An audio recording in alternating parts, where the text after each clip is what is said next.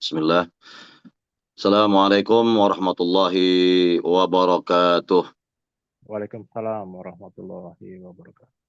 Innal hamdalillah nahmaduhu wa nasta'inuhu wa nastaghfiruh wa na'udzu billahi min shururi anfusina wa min sayyiati a'malina. May yahdihillahu fala mudilla lahu wa may yudlil fala hadiyalah. Asyhadu an la ilaha illallah wahdahu la syarika lah wa asyhadu anna Muhammadan 'abduhu wa rasuluh.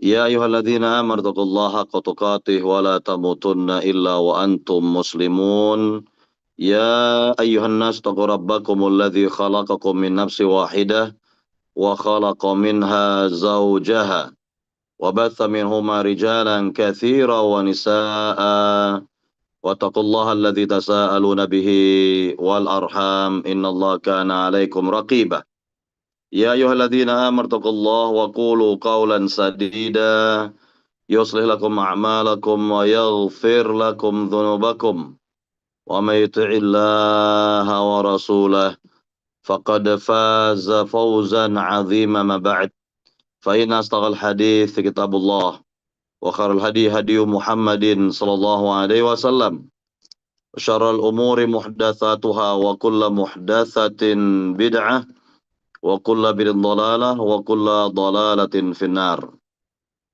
Para jamaah yang dimuliakan Allah Subhanahu wa taala, alhamdulillahilladzi bi ni'matihi tatimmus shalihat.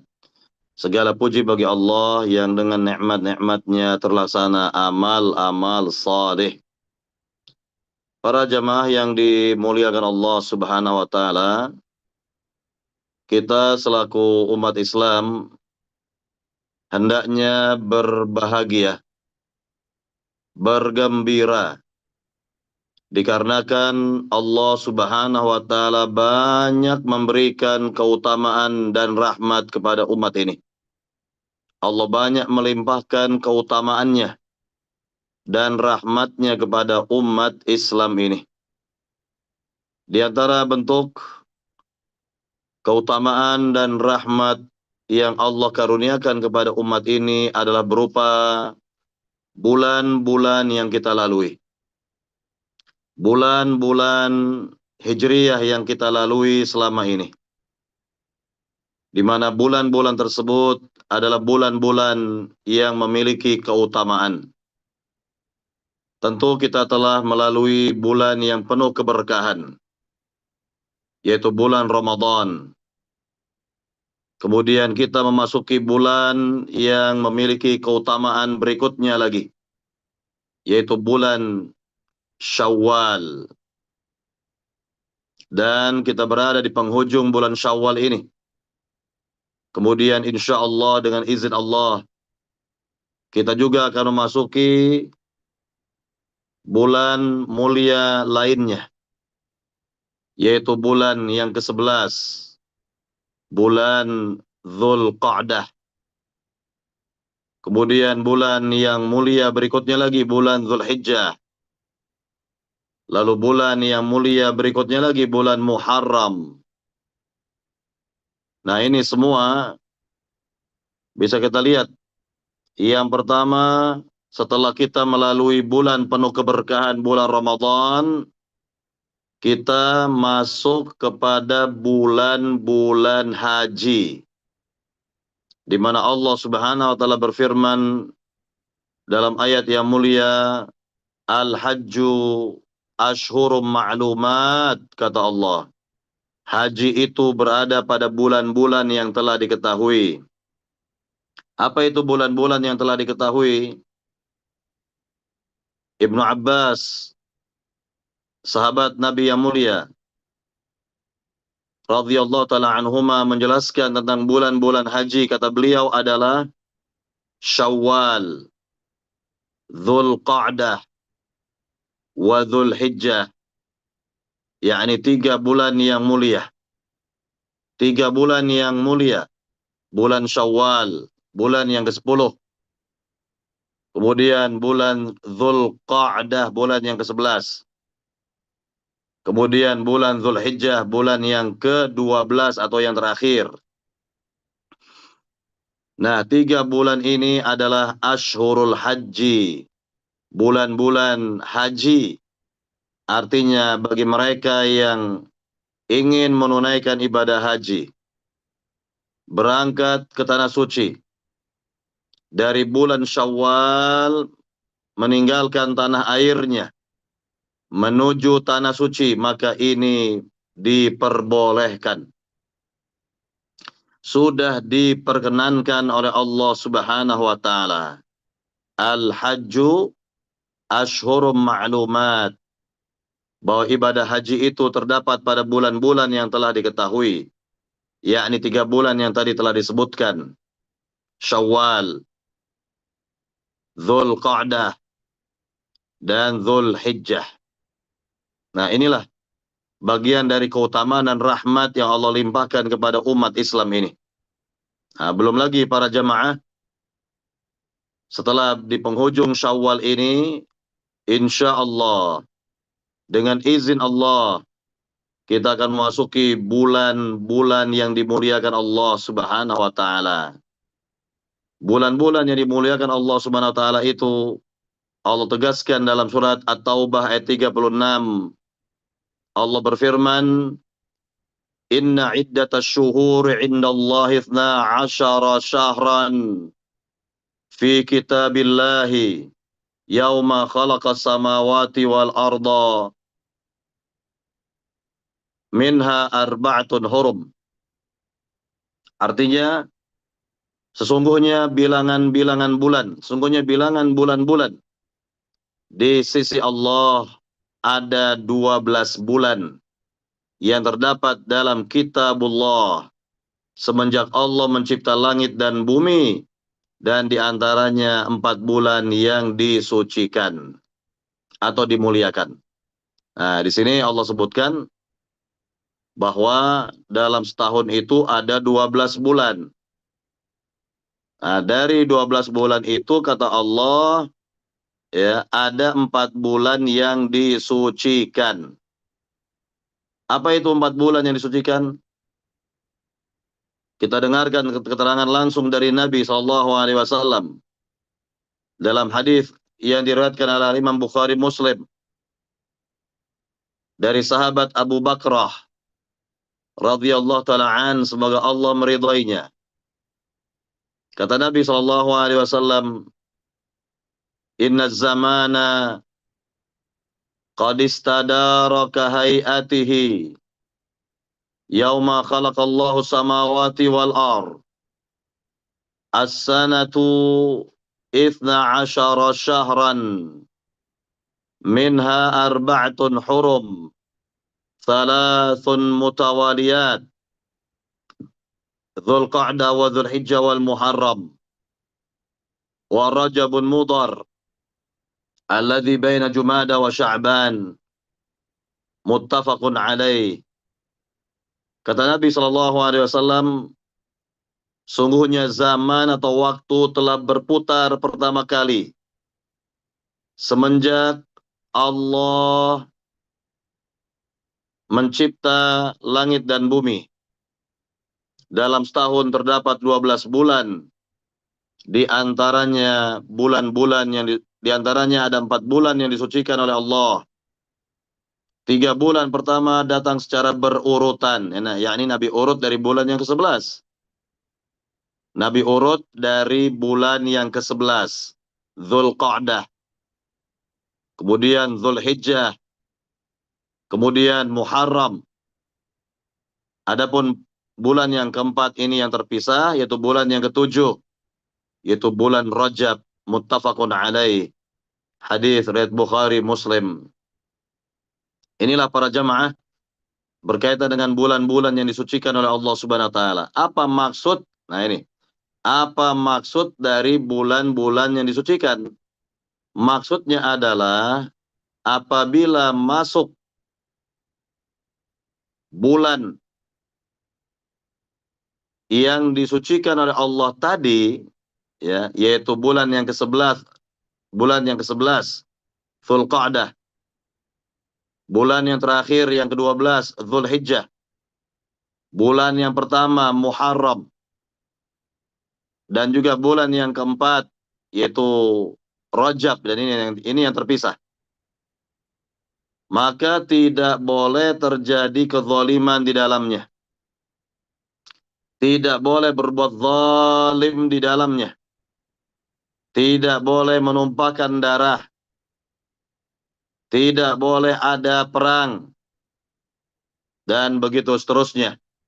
Intinya tidak diperkenankan kezaliman di dalamnya. Nah, ini makna disucikan, yakni bulan-bulan tersebut suci dari berbagai macam kezaliman. Baik, para jamaah yang dimuliakan Allah Subhanahu wa taala, ada kisah menarik di zaman Nabi, dan ini langsung di zaman Nabi. Yaitu pada tahun pertama Hijriah. Ketika Nabi dan sebagian besar para sahabat telah hijrah ke negeri Madinah, di mana harta-harta kaum muhajirin diambil secara zalim oleh orang-orang kafir Quraisy di Mekah, maka Nabi ingin mengambil hak umat Islam. Bagaimana caranya? Mengambil haknya kaum muhajirin. Bagaimana caranya? Caranya adalah dengan cara mengambil, merampas barang dagangan kafir Quraisy yang datang dari utara negeri Syam, yang akan menuju arah selatan yaitu negeri Mekah, yang akan dicegat di tengah jalan oleh pasukan kaum muslimin sebagai ganti dari harta-harta mereka yang diambil secara zalim oleh orang-orang kafir Quraisy di Mekah. Maka Nabi SAW mengutus pasukan kecil yang terdiri dari hanya beberapa sahabat saja untuk mengintai kafilah dagang kafir Quraisy yang akan kembali ke negeri Mekah setelah mereka sukses berdagang di negeri Syam dari arah utara menuju selatan, yakni dari Syam menuju Mekah. Dan ini terjadi di akhir bulan ke-6 Hijriah, bulan ke-6 yaitu Jumadal Akhirah. Ya, hari terakhir dari Jumadal Akhirah, bulan yang ke-6 akan masuk kepada bulan ke-7. Ya, akan masuk kepada bulan yang ke-7, bulan Rajab, begitu.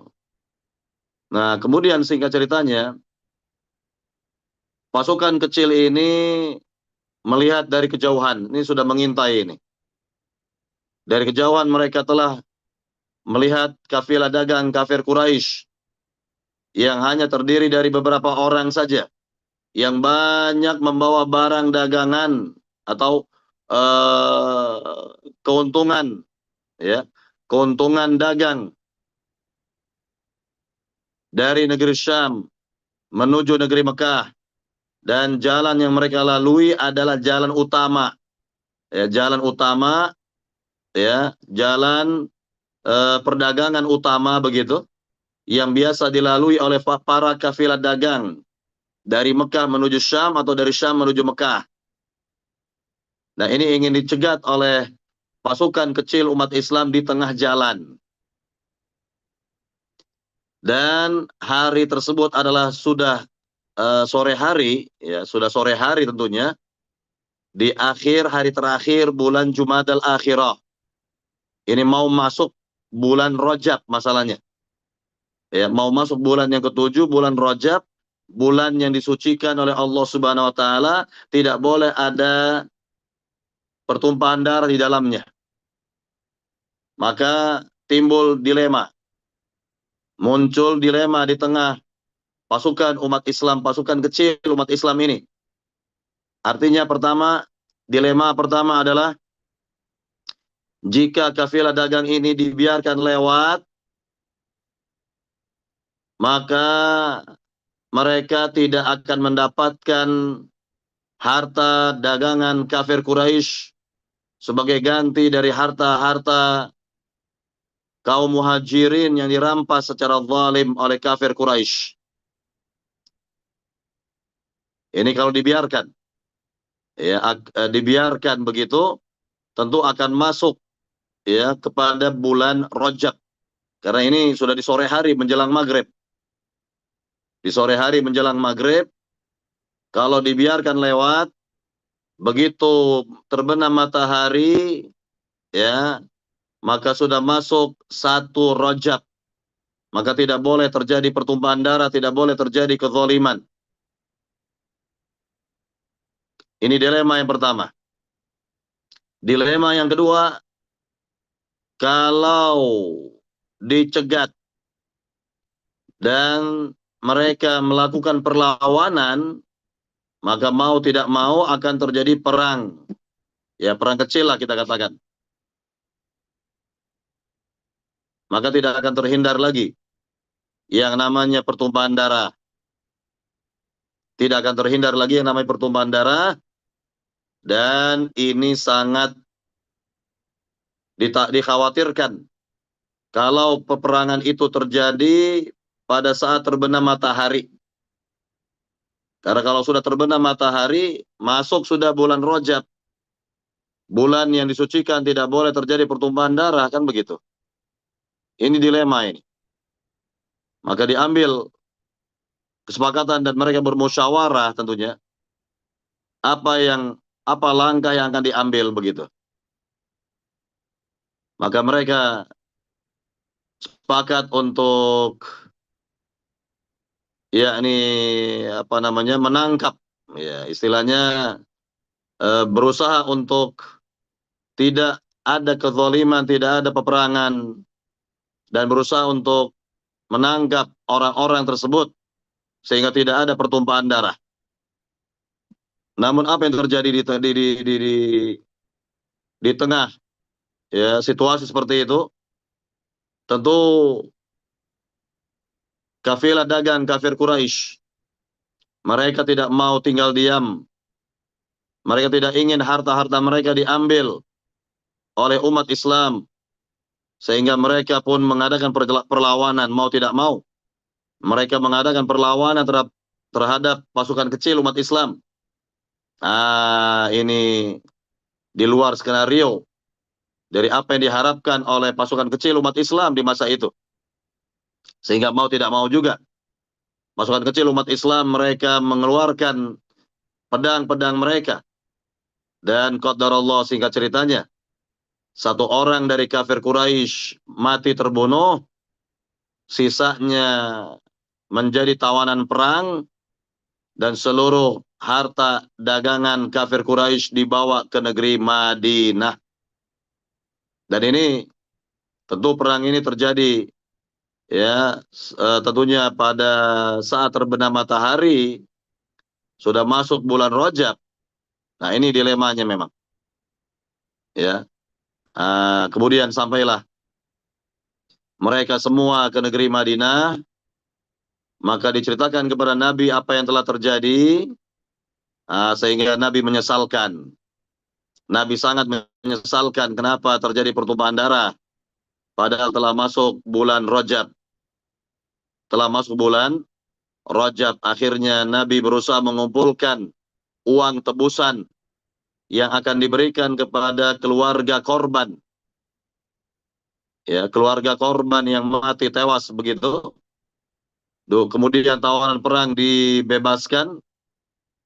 Nah, inilah berkaitan dengan contoh langsung di zaman Nabi SAW, bahwa kalau sudah masuk bulan-bulan suci, maka tidak boleh ada kezaliman, tidak boleh ada pertumpahan darah, tidak boleh terjadi peperangan. Dan ini telah diketahui oleh orang-orang kafir Quraisy, oleh orang-orang musyrikin jauh sebelum Nabi lahir ke dunia ini, karena ini merupakan ajaran seluruh para nabi, seluruh para rasul yang tersampaikan kepada generasi ke generasi, dari generasi ke generasi berikutnya. Para jamaah yang dimuliakan Allah Subhanahu wa taala, inilah berkaitan dengan keutamaan dan rahmat yang Allah berikan kepada umat Islam ini, bahwa umat Islam ini memiliki bulan-bulan yang mulia, bulan-bulan yang memiliki keutamaan. Dan ini bagian dari rahmat dan keutamaan yang Allah limpahkan kepada umat Islam. Hendaknya kita berbangga, berbahagia, kita berada pada bulan-bulan yang dimuliakan oleh Allah Subhanahu wa taala. Namun ingat, tidak ada amalan khusus. Tidak ada amalan khusus, misalnya berkaitan dengan 3 bulan dari bulan-bulan haji, Syawal, Dzulqa'dah, Dzulhijjah misalnya. Nah, ini amalan khusus yang ada pada bulan-bulan tersebut ya adalah ibadah haji. Kalau bulan Syawal ada puasa 6 hari di bulan Syawal. Puasa sunat 6 hari di bulan Syawal jelas. Atau ibadah haji bagi mereka yang hendak menunaikan ibadah haji pergi ke tanah suci boleh dari bulan Syawal.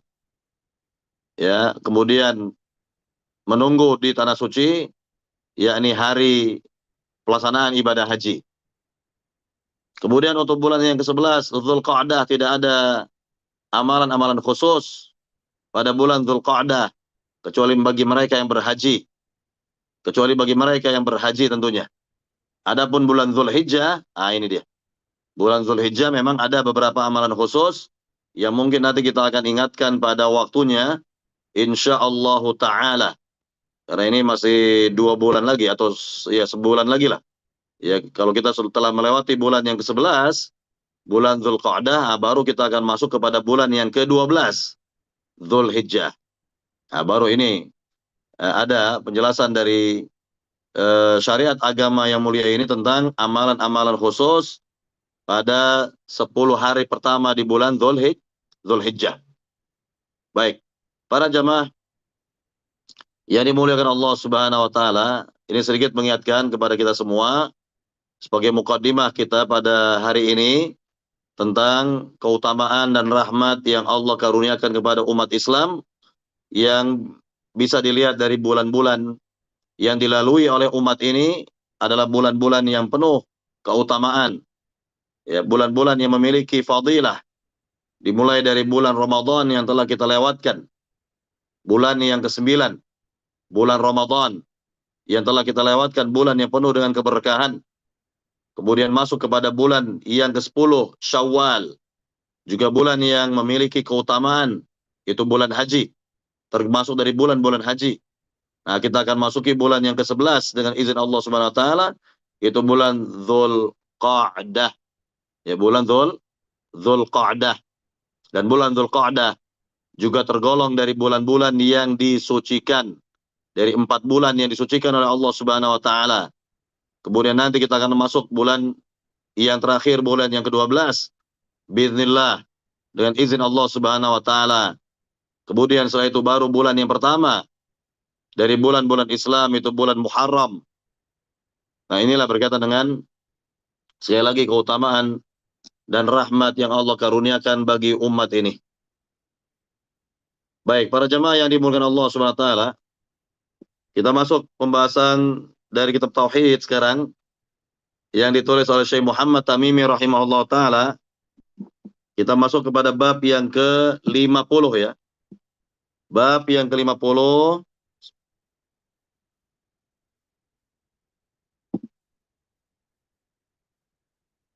Judul dari bab ke-50 ini adalah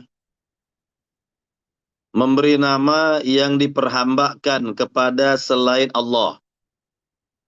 Sekali lagi, memberikan nama kepada anak dengan nama atau suatu nama atau sebuah nama yang berisikan penghambaan kepada selain Allah Subhanahu wa taala.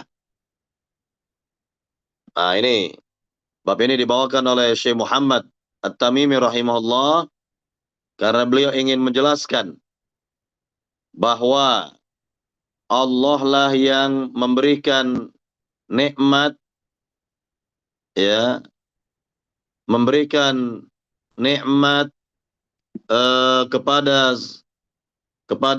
yakni pasangan manusia, ya, yakni anak, memberikan nikmat atau suatu nikmat kepada manusia berupa keturunan atau anak. Allah yang memberikannya. Maka jika seorang mendapatkan nikmat tersebut, ya, yaitu berupa anak yang lahir, maka wajib ingat kepada Allah, bersyukur kepada Allah. Dan di antara syukur, bentuk syukur kepada Allah itu memberi nama anak dengan nama yang bagus, dengan nama yang indah, dengan nama yang baik, atau yang mengandung doa misalnya. Bukan nama yang menyimpang, bukan nama yang tidak jelas apa maknanya, bukan nama yang mengandung syirik. Karena sebagian orang mungkin karena tidak faham, ya, tidak mengerti, ya, tidak faham, tidak mengerti, sehingga memberikan nama kepada anak dengan nama yang mengandung penghambaan kepada selain Allah. Misal lahir anak diberi nama, ya, Abdul Ka'bah, hambanya Ka'bah. Ini tidak boleh. Kenapa tidak boleh? Karena Ka'bah itu makhluk, ya, bangunan yang terdiri dari tumpukan batu-batu, itu Ka'bah. Dia makhluk, maka tidak boleh disebut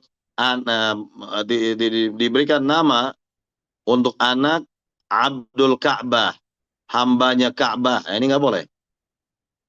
Ya, hambanya Ka'bah misalnya. Atau apalagi misalnya, ya, Abdu Umar misalnya, ya, yakni hambanya si Umar misalnya. Ini nggak boleh, ya. Dan pengecualian di sini hanyalah Abdul Muttalib. Ya, Abdul Muttalib. Ya, Abdul Muttalib ini sebenarnya memiliki kisah tersendiri, ya. Saya akan sebutkan secara singkat, ya, kisah tentang kakek Nabi ini, kakek Nabi yang bernama Abdul Muttalib. Di zaman dahulu, bapaknya Abdul Muttalib yang bernama Hashim. Hashim ini pemimpin negeri Mekah. Ya, Hashim memiliki 3 saudara laki-laki. Hashim ini pemimpin negeri Mekah, ya. Jadi Hashim ini adalah buyut, ya, buyutnya Nabi. Ya, buyutnya Nabi SAW, ya. Jadi Hashim ini memiliki 3 saudara laki-laki.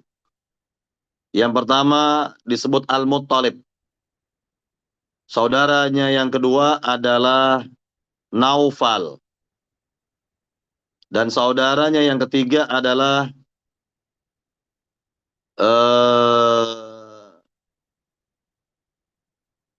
Abdus Syams, kalau tidak salah, ya. Nah, yang jelas Hashim, ya, sebagai pemimpin negeri Mekah di zamannya, menikah dengan perempuan Madinah. Ya, perempuan Madinah, yang jelas Hashim ini ketika baru selesai menikah, ya, tidak lama dari dia menikah dengan wanita Madinah, maka Hashim ini pergi menuju negeri Syam untuk berdagang, berbisnis. Qadarullah, Hashim yang tengah berbisnis ini meninggal dunia di negeri orang. Dan sang istri di negeri Madinah dari suku An-Najjar tengah hamil, ya, tengah, ya, mengandung. Kemudian tidak lama, ya, lahirlah anaknya Hashim. Jadi anak ini lahir dalam keadaan yatim. Karena sang ayah, itu Hashim, telah wafat terlebih dahulu.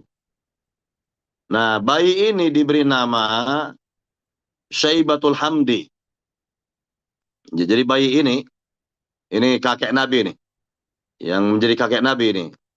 Dia diberi nama oleh ibunya, diberi nama gitu ya, Syaibatul Hamdi, atau kita sebut Syaibah. Ya, Syaibatul Hamdi, Syaibah. Kemudian qadarallah, saudara Hashim, yaitu Al-Muttalib, yang berada di negeri Mekah, mendengar kabar bahwa Hashim punya anak laki-laki di negeri Madinah, ya, di suku An-Najjar. Suku An-Najjar begitu. Nah, singkatnya, Al-Muttalib pergi ke Madinah, ke suku An-Najjar, untuk menjumpai istrinya Hashim, ya, istrinya Hashim, agar sang ibu ini memperkenankan, ya, agar anaknya atau Syaibatul Hamdi dapat dibawa ke negeri Mekah, yang kelak akan menggantikan posisi ayahandanya memimpin negeri Mekah. Memimpin negeri Mekah.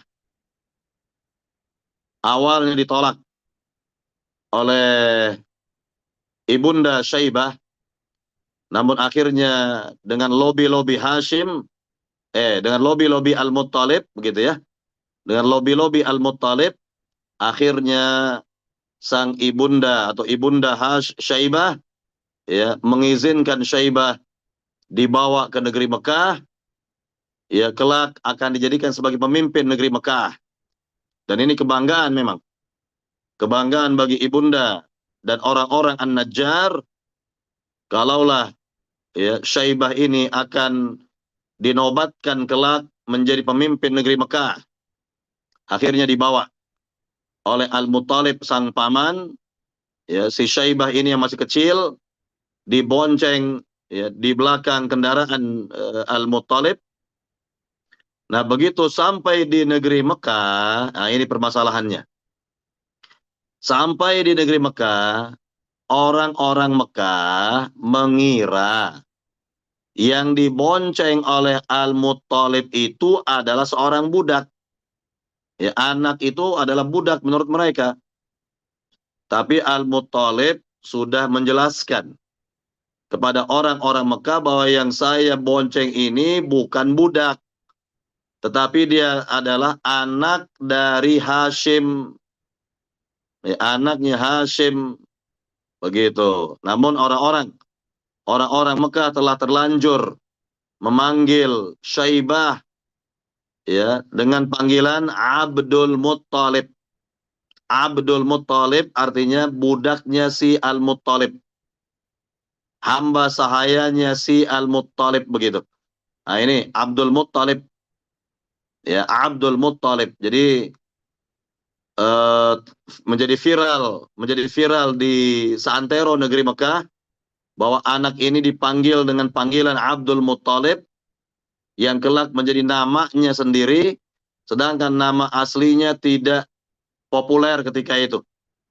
Nama aslinya adalah Syaibah atau Syaibatul Hamdi, begitu.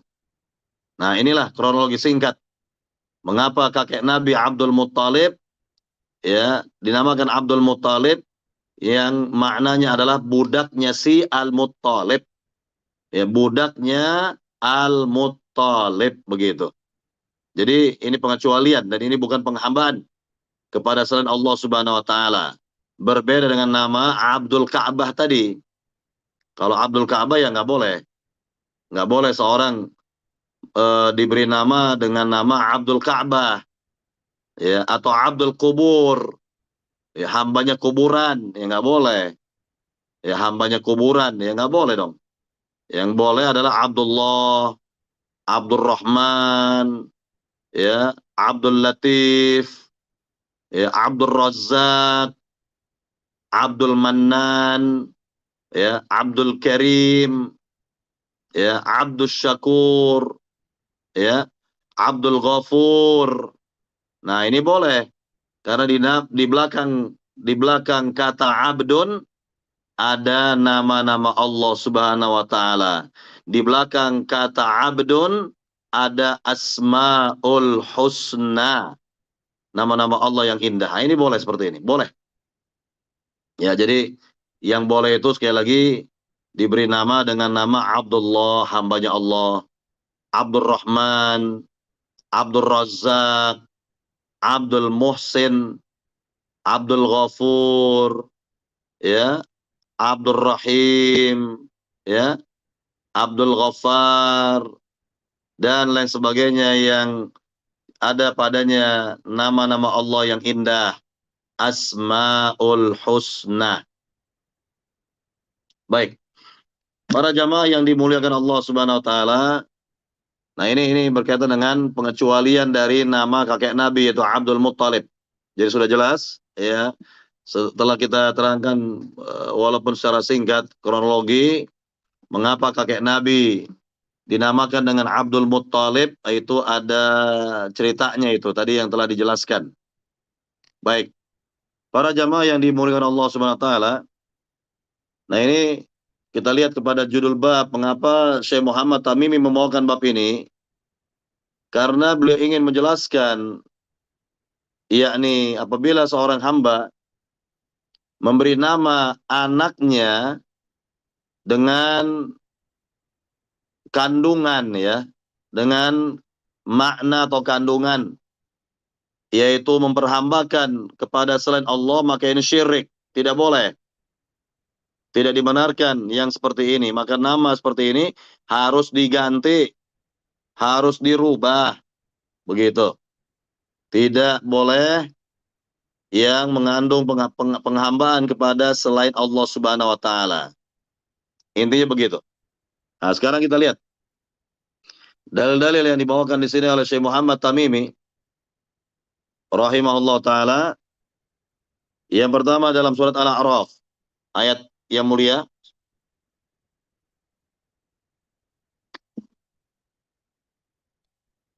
Dalam surat Al-A'raf ayat 190.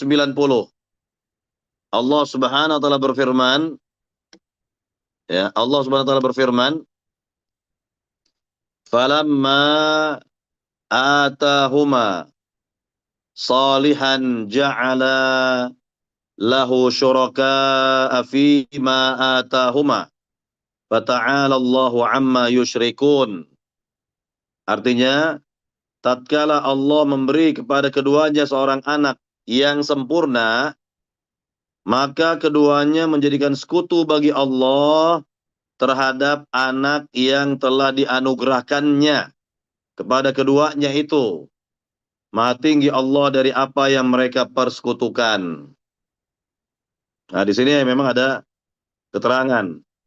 Itu kita akan jelaskan nanti keterangannya.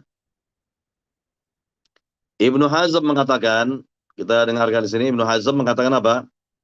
Para ulama telah sepakat mengharamkan setiap nama yang diperhambakan kepada selain Allah. Seperti Abdu Umar, hamba Umar. Abdul Ka'bah, hamba Ka'bah. Dan yang semisal, kecuali Abdul Muttalib. Nah, tadi telah dijelaskan kronologi singkat, mengapa kakek Nabi itu kok dinamakan Abdul Muttalib. Ya, sudah kita jelaskan ya. Baik. Kemudian Ibnu Abi Hatim meriwayatkan bahwa Ibnu Abbas dalam menafsirkan ayat tersebut mengatakan, ini kita dengarkan saja, walaupun di sini riwayatnya tidak sahih, tidak benar, ya.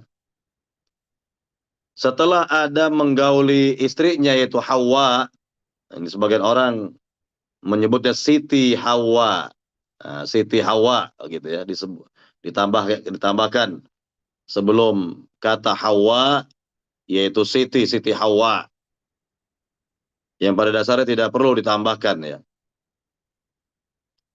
Kita ulangi lagi. Setelah Adam menggauli istrinya yaitu Hawa, ia pun hamil. Lalu iblis datang kepada mereka berdua dengan berkata, "Sungguh, aku adalah kawanmu berdua. Aku adalah kawan kalian berdua yang telah mengeluarkan kalian dari surga. Demi Allah, hendaklah kalian mentaatiku. Kalau tidak, niscaya akan kujadikan anak kalian itu bertanduk dua seperti rusa, sehingga akan keluar dari perut istrimu dengan merobeknya. Demi Allah, pasti akan aku lakukan. Demikianlah iblis menakut-nakuti mereka berdua. Namailah anakmu itu dengan nama Abdul Harith. Nah, ini Al-Harith ini nama iblis. Al-Harith, Al-Harith itu adalah nama iblis, nama lain dari iblis. Al-Harith. Maka disuruh oleh iblis kalau anak ini lahir, ya, namakan dia dengan nama Abdul Harith, yaitu ayani budaknya Al-Harith, budaknya iblis, maksudnya begitu. Iblis, kata iblis, memerintah. Tetapi keduanya menolak untuk mematuhinya. Tatkala bayi mereka lahir, lahirlah bayi tersebut dalam keadaan telah mati. Nah, kemudian Hawa hamil kembali, maka datanglah iblis kepada mereka berdua dengan mengatakan seperti yang pernah dikatakan dahulu kepada mereka berdua. Tetapi mereka berdua tetap menolak untuk mematuhinya, dan bayi mereka pun lahir dalam keadaan mati. Selanjutnya Hawa hamil lagi. Ya, ini hamil yang ketiga. Maka datanglah iblis kepada mereka berdua dan mengingatkan mereka apa yang telah dikatakannya, karena Adam dan Hawa lebih menginginkan keselamatan anaknya. Nah, ini fitrah ya. Fitrah dari orang tua sangat senang, ya, bahagia dengan kelahiran anak, begitu. Jadi dikatakan bahwa mereka berdua lebih menginginkan keselamatan anaknya. Akhirnya mereka mematuhi iblis dan memberi nama kepada anak mereka dengan nama Abdul Harith. Lalu Allah berfirman, sebagaimana yang tadi telah disebutkan dalam surat Al-A'raf ayat 190.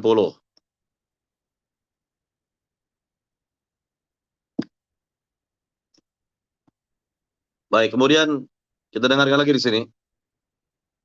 Ibnu Abi Hatim meriwayatkan pula dengan sanad yang sahih bahwa Qatadah mengatakan, yaitu berbuat syirik dalam hal ketaatan kepada iblis, bukan dalam ibadah kepadanya. Jadi syirku ta'ah, syirik ketaatan, taatnya kepada iblis, ya, bukan kepada Allah Subhanahu wa taala. Naudzubillah. Demikian juga yang meriwayatkan dengan sanad yang sahih bahwa dalam menafsirkan firman Allah, lain ataitana salihan, jika engkau ya Allah mengaruniakan kami anak laki-laki yang sempurna wujudnya, ya, sempurna wujudnya, maka dikatakan oleh Imam Mujahid, yaitu Adam dan Hawa khawatir kalau bayi mereka itu lahir dalam wujud bukan wujud manusia.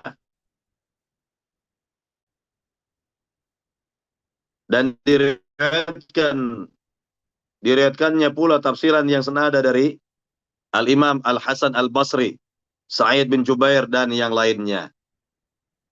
Baik. Para jamaah yang dimuliakan Allah Subhanahu wa taala, kita lihat pertama, jelas bahwa riwayat-riwayat tersebut kalau dialamatkan kepada Nabi Adam dan Hawa, maka ini tidak benar. Apalagi Adam adalah seorang nabi. Nabi pertama, tidak mungkin seorang nabi terjerumus kepada syirik. Tidak mungkin seorang nabi terjerumus kepada perbuatan syirik. Jadi yang benar bahwa riwayat ini sebenarnya tertuju kepada dua, ya, manusia, suami istri lah secara umum, dan bukan kepada Adam dan Hawa. Itu intinya. Jadi yang benar kalau riwayat ini tertuju kepada manusia secara umum. Yani bukan Adam dan Hawa. Manusia secara umum, bukan Adam dan Hawa. Jadi kalau ada sepasang manusia, suami istri, ya, lalu keduanya taat kepada iblis, ya, dalam rangka menginginkan keselamatan anaknya, begitu, keselamatan anak yang dilahirkannya, begitu, maka jelas ini merupakan syirik dalam ketaatan, ya, yang mestinya ketaatan kita hanya kepada Allah Subhanahu Wa Taala, namun ini tertuju kepada iblis, kepada selain Allah Subhanahu Wa Taala. Kemudian dengan cara tadi, dengan cara diberi nama anak tersebut dengan nama Abdul Harith. Sedangkan Al Harith itu nama bagi iblis, nama, ya, yang dimiliki oleh iblis itu Al Harith. Maka tidak boleh seorang dinamakan atau menamakan dirinya atau memberi nama dengan nama Abdul Harith, nggak boleh, tidak dibenarkan begitu. Baik, para jamaah yang dimuliakan Allah SWT, ini satu permasalahan ini, ya. Tidak boleh seorang memberikan nama kepada anak yang mengandung penghambaan kepada selain Allah Subhanahu wa taala, itu intinya begitu. Kemudian yang kedua,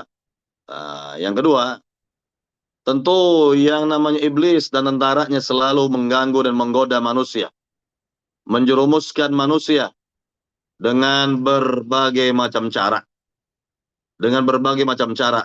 Ya, kalaulah iblis dan tentaranya tidak berhasil mengganggu manusia, menjerumuskan manusia untuk berbuat syirik secara langsung, ya, kepada Allah Subhanahu wa taala, seperti menyembah kubur, ya, percaya dengan batu, dengan kayu, atau meminta tolong kepada bangsa jin, atau yakin dengan jimat-jimat dan lain sebagainya, ya, berbuat sihir dan seterusnya, ini dosa syirik besar.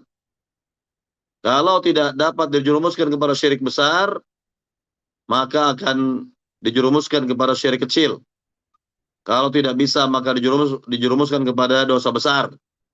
Kalau tidak bisa, lalu dijerumuskan kepada dosa kecil. Dan begitu seterusnya. Jadi ada tahapan-tahapan bagi iblis dan tentaranya untuk menjerumuskan manusia. Baik.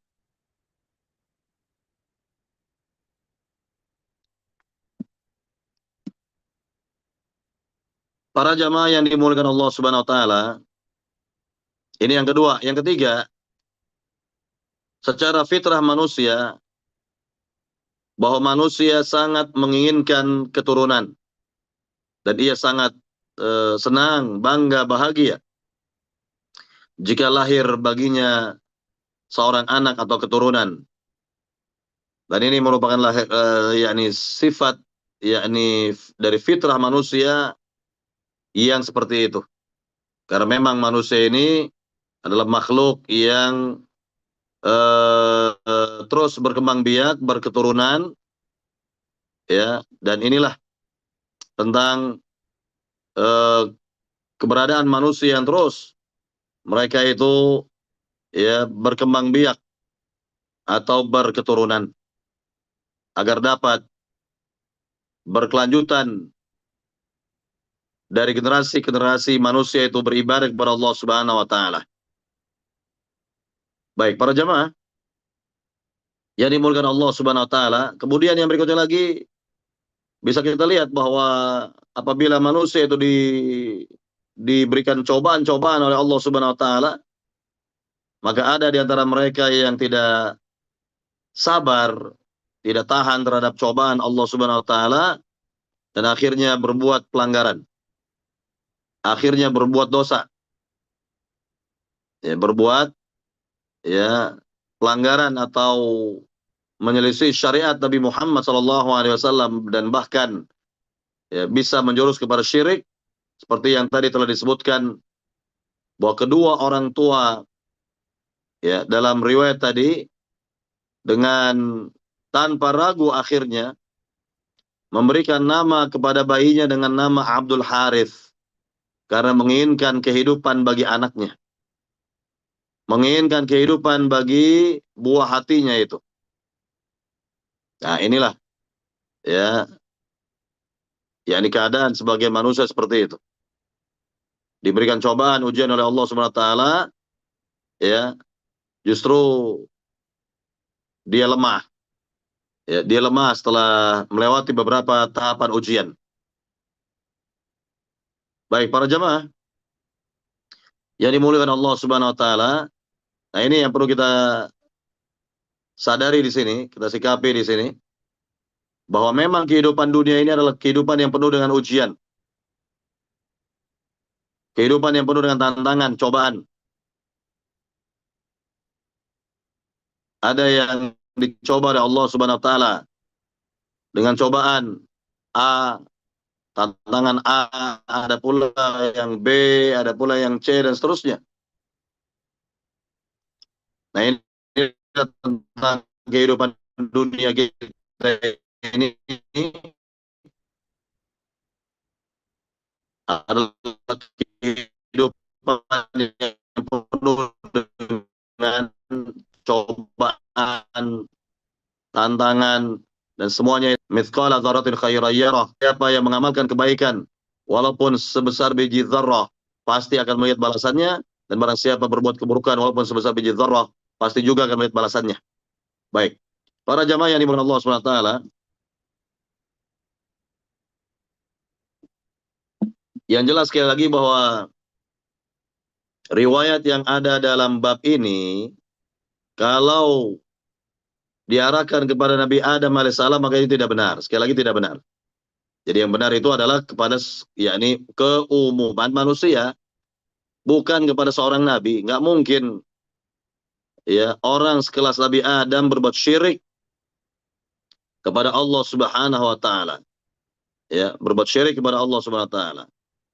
Nah, adapun Nabi Adam ketika digoda oleh iblis untuk memakan buah larangan yang ada di surga itu, ini semua sudah merupakan takdir dari Allah Subhanahu wa taala. Ini semua adalah takdir dari Allah Subhanahu wa taala, dan Nabi Adam telah bertaubat darinya. Nabi Adam alaihissalam telah bertaubat dari kesalahannya dahulu itu. Dan Allah Subhanahu wa taala telah memaafkan dosa Nabi Adam atau kesalahan Nabi Adam alaihissalam. Jadi ini berkaitan dengan apa yang kita jumpai pada diri Nabi Adam alaihissalam, artinya bahwa riwayat yang ada dalam bab ini sebenarnya tidak tertuju kepada Nabi Adam alaihissalam, namun tertuju kepada keumuman manusia yang diganggu, yang diuji, dan tentunya ada di antara manusia ketika melewati ujian-ujian dalam kehidupan ini dia sukses, ada pula yang sebaliknya. Baik, para jemaah yang dimuliakan Allah SWT, saya kira sampai di sini bab ini untuk dijelaskan, dan kita berikan kesempatan soal jawab kepada para jamaah yang hadir untuk bersoal jawab, apakah yang berkaitan dengan muqaddimah kajian kita tadi berkaitan dengan bulan-bulan haji dan juga bulan-bulan yang dimuliakan Allah Subhanahu wa taala, atau yang berkaitan dengan bab 50 yang telah kita jelaskan di siang hari ini tadi. Silakan kepada pembawa acara untuk memandu soal jawab. Nah, Baik, Ustaz. Jazakallah khair untuk materi kajiannya. Baik, kakak-kakak semuanya, jika kalau ada yang mau ditanyakan dapat diketik dan di-share di kolom chat, atau raise hand untuk bisa bertanya langsung kepada Ustadz. Pertanyaan diharapkan berkesesuaian pada materi pada hari ini. Baik Ustadz, sudah ada satu pertanyaan masuk. Afwan Pak Ustadz izin bertanya, bagaimana jika kita diserang musuh pada bulan-bulan yang diharamkan untuk berperang? Apakah kita boleh melawan atau bagaimana Ustadz? Mohon penjelasannya. Syukron. iya, tentu di sini tentu keadaannya berbeda ya. Kalau kita memang diserang gitu ya. Artinya dipilih dulu jalan yang lain seperti genjatan senjata, ya, atau semacam perdamaian atau apalah begitu. Dan terakhir kalau memang diserang, ini lain permasalahan. Ya, lain permasalahan. Artinya kita tidak memulai terlebih dahulu. Kita tidak memulai terlebih dahulu untuk perang kan? Kita tidak memulai untuk berbuat zalim kan? Artinya kita yang ditindas. Kita yang diperang ini beda. Ini dalam rangka mempertahankan diri, mempertahankan kehormatan, membela diri, agama, dan kaum muslimin. Tentu ini berbeda hukumnya. Yang jelas kita tidak boleh memulai terlebih dahulu untuk berbuat kezaliman atau pertumpahan darah atau peperangan atau yang semisal. Baik, silakan yang lain. Saya Ustaz, beberapa waktu ini ada apa ya, orang yang share bahwa ada eh, fatwa dari Majelis Muslim dunia bahwa menyatakan eh, fatwa untuk berjihad terkait dengan Israel. Apakah bagaimana kita menanggapi terhadap orang-orang yang melakukan share dan apakah memang ada eh, hal seperti itu, Ustaz? Ya, ini begini. Berkaitan dengan masalah ini, tentu kita melihat kepada fatwa ulama besar ya. Tidak sembarangan kita menyebarkan ya fatwa-fatwa tersebut tanpa kita mengkonfirmasi kepada ulama-ulama besar apa benar fatwa ini dan seterusnya begitu. Ya, tentunya yang seperti ini jelas masalah besar, bukan masalah kecil. Ya, masalah besar ya, bukan masalah kecil. Ya, kurang lebih seperti itu. Sehingga diperlukan yakni fatwa dari ulama besar, ulama yang diakui yakni keilmuannya secara internasional begitu.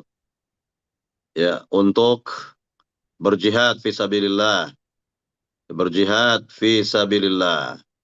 Nah, ini yang perlu kita fahami juga terlebih dahulu di sini. Jangan kita asal sebar sana sebar sini fatwa tentang ya jihad tersebut misalnya. Ya, nah ini permasalahan yang sangat besar.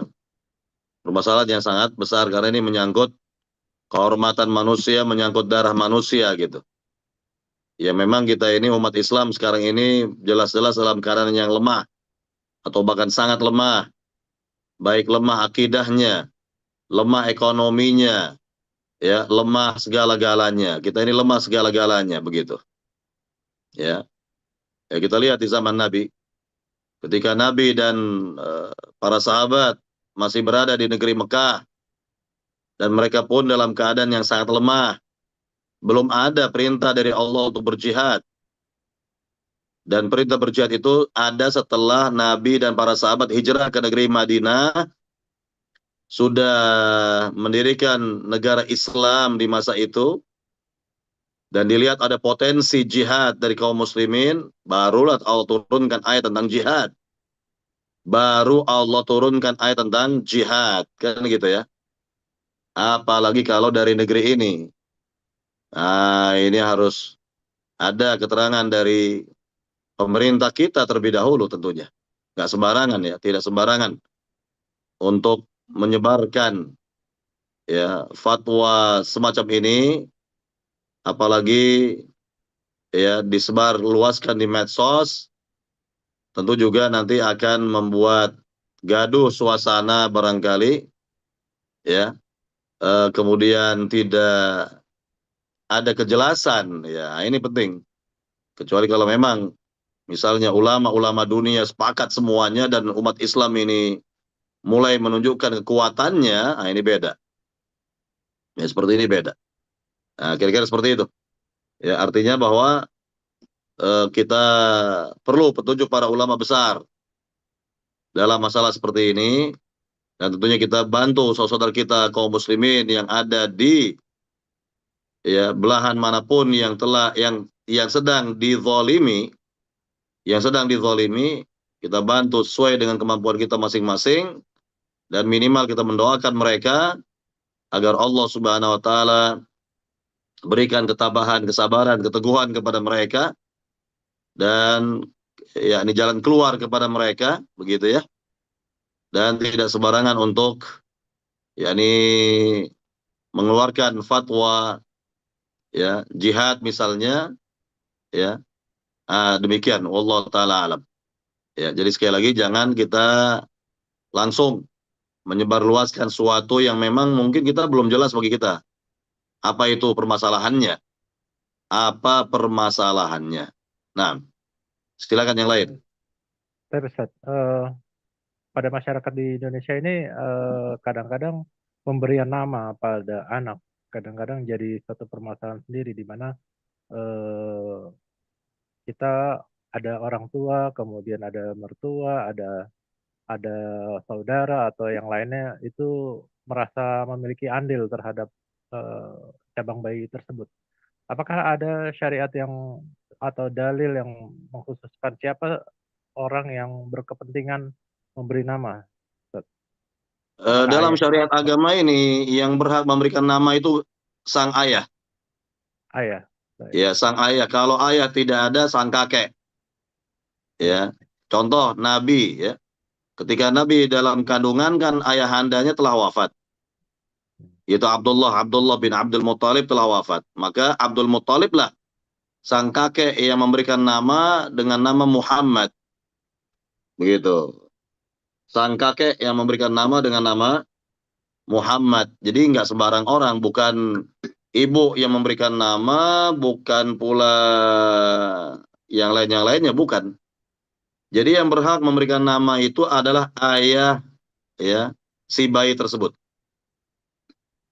Nah, ini yang berhak memberikan nama.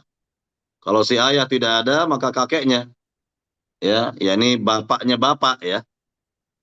Bapaknya bapak itu, kakek itu yang memberikan nama. Contohnya Abdul Muthalib memberikan nama untuk cucunya karena sang ayah yaitu Abdullah bin Abdul Muthalib telah wafat terlebih dahulu sebelum bayinya ini lahir.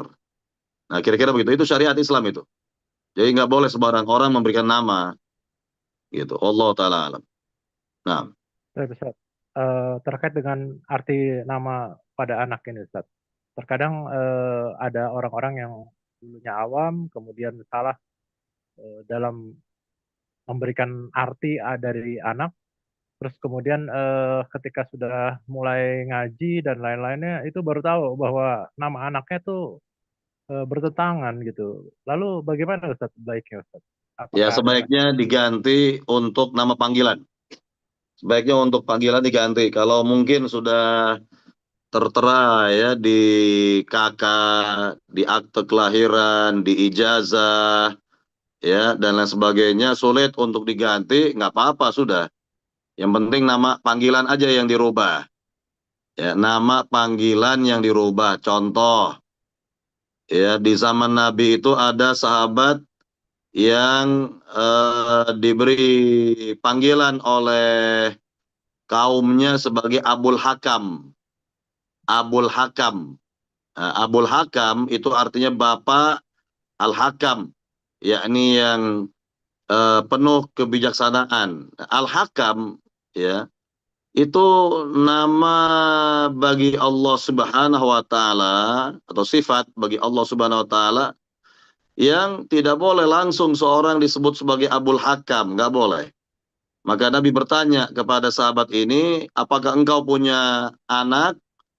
Ya, kemudian disebutkan anak pertamanya ya adalah siapa begitu, maka orang ini disebut Abu Fulan ya. Jadi diarahkan kepada anak pertama, anak paling besar ya, anak yang paling besar begitu ya, Abu Fulan. Nah, ini sudah jelas bagi kita dalam hal ini.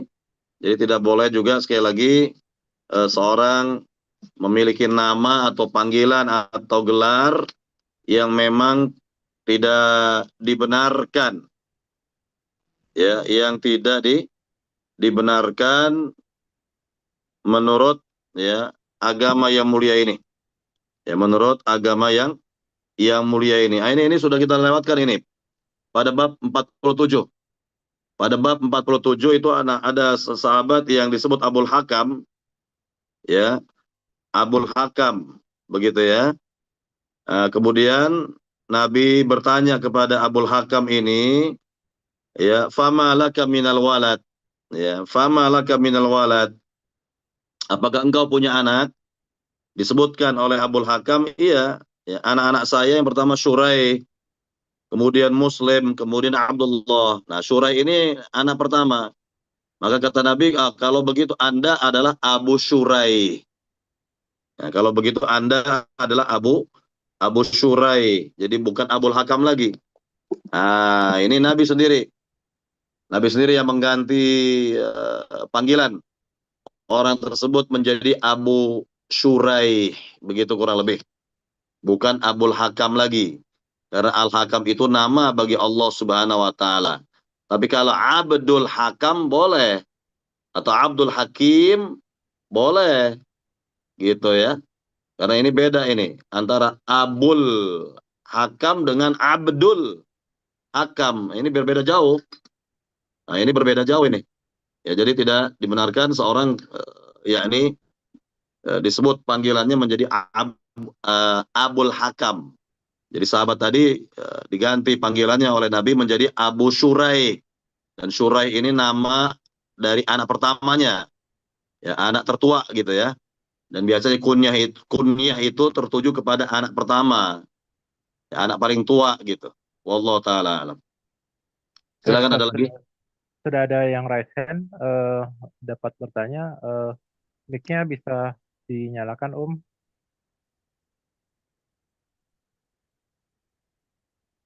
Assalamualaikum warahmatullahi wabarakatuh, Ustaz. Bentar ya, Ustaz. Saya lagi nyalain handphone yang satu. Mau saya rekam untuk saya bisa dakwah lagi.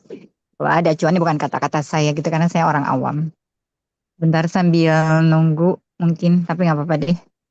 Direkam juga ada di YouTube ya. Saya mau Ya, tanya ya. nih, Ustaz. Tadi saya udah salam sama Ustaz belum? Assalamualaikum ya, Ustaz.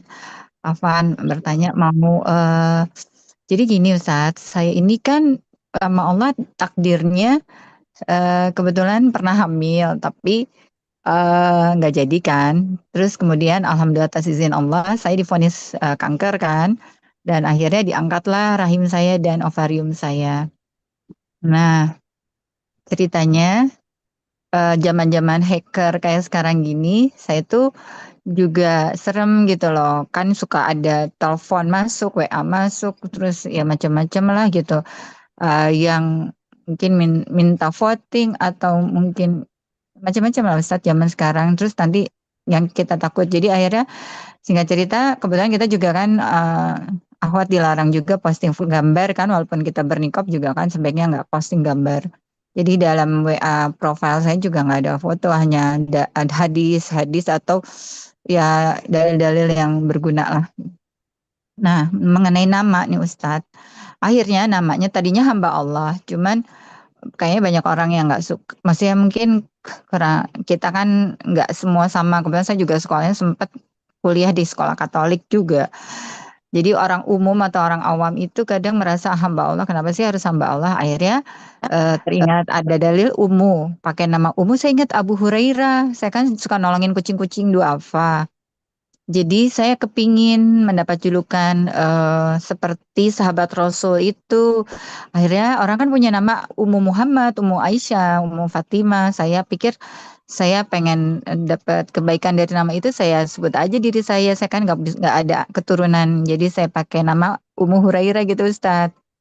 Lalu akhirnya orang tahulah Ummu Hurairah lah saya dipanggilnya. Kemudian tiba-tiba saya belajar bahasa Arab di lembaga bahasa ilmu Quran gitu. Terus dia bilang, sebaiknya jangan pakai nama binatang. Tapi kan Abu Hurairah pakai nama julukan itu juga Rasulullah yang kasih. Cuman saya nggak mau membantah guru saya. Jadi akhirnya saya pikir saya punya janin dulu, saya kasih nama Rizky. Rizky itu kan bisa laki, bisa perempuan, bisa Ikhwan, bisa Ahwat. Jadi umur Rizky.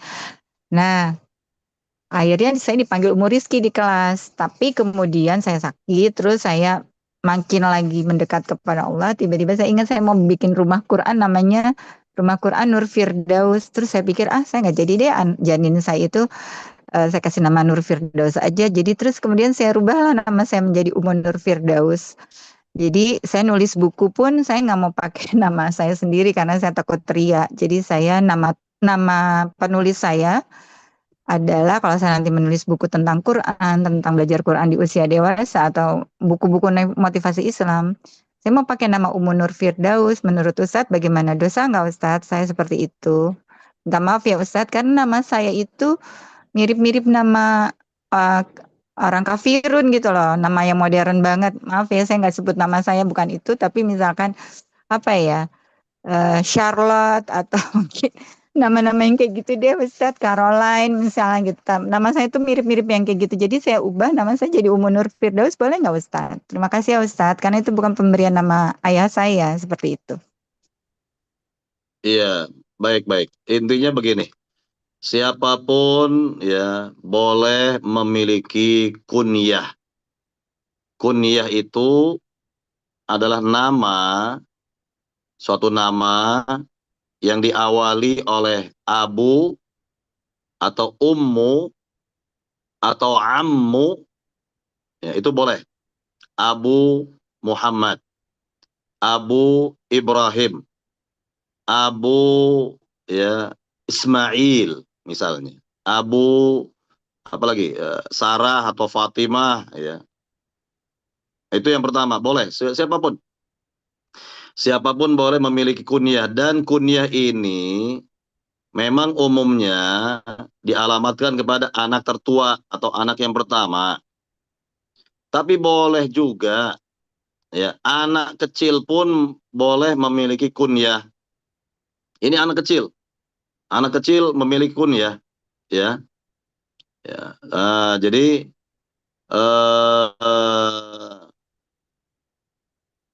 atau orang yang belum menikah boleh memiliki kunyah, atau yang sudah menikah tapi nggak punya anak boleh juga punya kunyah. Jadi bebas, kunyah ini bebas dimiliki oleh siapa saja, baik yang masih kecil sampai yang sudah besar dewasa. Ya, baik untuk anak-anak maupun yang sudah ya berkeluarga dan seterusnya, baik yang sudah punya anak atau yang belum punya anak, bebas punya kunyah, ya. Contoh, adiknya Anas bin Malik ini masih kecil nih. Dia kunyahnya Abu Umair. Nah, Abu Umair ini memelihara burung kecil ya, burung ya, disangkar gitu, lalu qadarullah mati ini burung. Lalu Abu Umair sedih, ini anak kecil sedih karena seekor burungnya ini mati gitu. Lalu Nabi hibur anak kecil ini, ya, Nabi hibur anak kecil, Nabi bersabda kepadanya, ya Aba Umair, ma fa'alan nughair. Wahai Abu Umair, apa yang terjadi pada Nughair? Nughair ini nama burung anak kecil itu. Ya, Nughair itu nama burung, ya, nama seekor burung ya milik Abu Umair. Jadi anak kecil ini anak kecil, ya. Anak kecil ini disebut Abu Umair. Jadi untuk kunyah itu bebas siapapun. Siapapun boleh punya kunyah, ya. Abu Fulan, Ummu Fulan, Abu Fulanah, Ummu Fulanah, boleh. Walaupun nggak punya anak, belum punya anak, masih kecil, ya, belum menikah, boleh punya kunyah, tidak ada masalah. Ya, ini yang pertama nih ya. Kemudian yang kedua, boleh saja ketika seorang dahulu diberi nama oleh orang tua ya, oleh orang tua, di mana orang tua kita tuh nggak paham, nggak ngerti syariat, nggak ngerti agama gitu. Lalu diberi nama kita ini dengan nama-nama yang aneh-aneh misalnya. Nama-nama orang-orang, ya nama-nama kebarat-baratan lah gitu misalnya. atau bahkan nama yang ya mungkin konotasinya bahkan buruk bahkan ya, atau memiliki kandungan yang buruk misalnya, maka boleh kita ganti untuk panggilan saja ya, untuk panggilan. Nah, karena sudah terlanjur di akte kelahiran, terlanjur di kakak, terlanjur di mana lagi, ijazah dan seterusnya dengan nama seperti tadi, nggak apa-apa, udah terlanjur ya. Jadi yang boleh itu untuk panggilan, panggilan boleh dengan Ummu Fulana atau Ummu Fulan kan begitu ya. Ini boleh. Yang ketiga, ini nggak ada kaitan dengan janin sebenarnya. Nggak ada kaitan dengan janin. Kok janin apa namanya yang tidak berkembang misalnya juga sudah mati dalam rahim misalnya, lalu diberi nama, nggak ada. Ya nggak ada seperti ini, nggak ada contoh.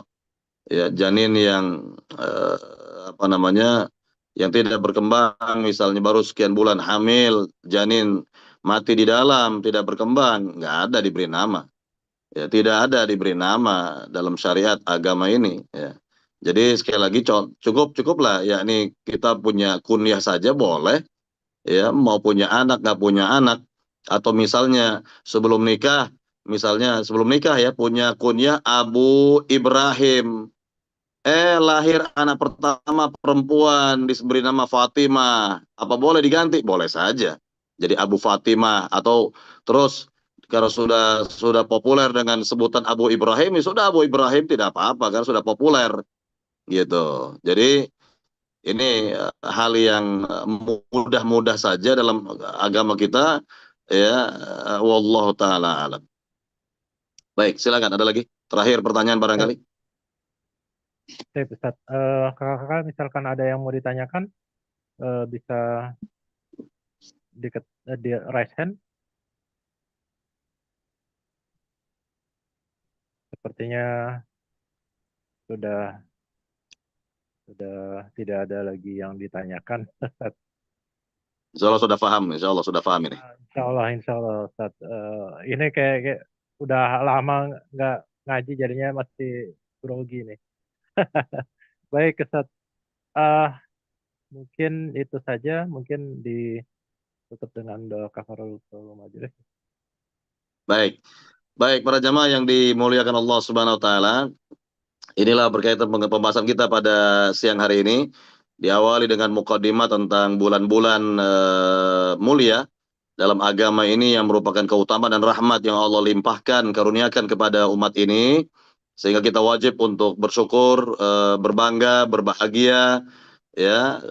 Kita telah melewati bulan penuh keberkahan Ramadan, lanjut lagi kepada bulan Syawal yang memiliki keutamaan juga, lanjut lagi nanti insya Allah dengan bulan yang ke-11 Dzulqa'dah, bagian dari bulan-bulan yang disucikan, lalu lanjut lagi kepada bulan terakhir Dzulqa'dah Dzulhijjah yang disebut oleh sebagian orang sebagai bulan haji gitu ya, Dzulhijjah.